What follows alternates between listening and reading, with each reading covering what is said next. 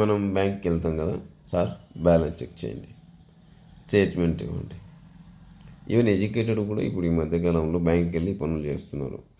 అది మీ అకౌంట్ కావచ్చు, మీ ఫాదర్ అంటే మీ ఫ్యామిలీ మెంబర్స్ అకౌంట్స్ కూడా కావచ్చు. అంత అవసరం ఎందుకండి? ఇప్పుడు డిజిటల్ ఎడ్యుకేషన్ అనేది ఒకటి వచ్చింది అంటే అర్థం ఏంటంటే బ్యాంక్ వెళ్ళకుండా పనులు చేసుకోవటం. సో ప్రతి ఒక్క బ్యాంక్ ఇప్పుడు ఏం ప్రొవైడ్ చేస్తుందో తెలుసా? డిజిటల్ బ్యాంకింగ్ సర్వీసెస్ ప్రొవైడ్ చేస్తుంది. అర్థం ఏంటి? ఫస్ట్ జస్ట్ చిన్న ఫోన్తో అయినా ఉన్నా సరే మీరు బ్యాలెన్స్ తెలుసుకోవచ్చు. చిన్న ఫోన్ ఉన్నా సరే బ్యాలెన్స్ తెలుసుకోవచ్చు. దానికి ఒక నెంబర్ ఇస్తుంది ఏ బ్యాంక్ అయినా సరే. రెండోది ఇప్పుడు వాట్సాప్ బ్యాంకింగ్ స్టార్ట్ చేసాయి. దాంట్లో ఏం తెలుసుకోవచ్చు అంటే మీరు ఒక 3 months స్టేట్మెంట్ ఫ్రీగా తెలుసుకోవచ్చు. దీనికోసం మీకు తెలియాల్సింది ఏంటంటే మీ అకౌంట్కి ఏ డేట్ ఆఫ్ బర్త్ ఇచ్చారో మీకు తెలిస్తే చాలు. ఆ date of birth last account number కొడితే ఆ సర్వీస్ అనేది మీకు వచ్చేస్తుంది. మినీ స్టేట్మెంట్ కూడా దాంట్లోనే వస్తుంది.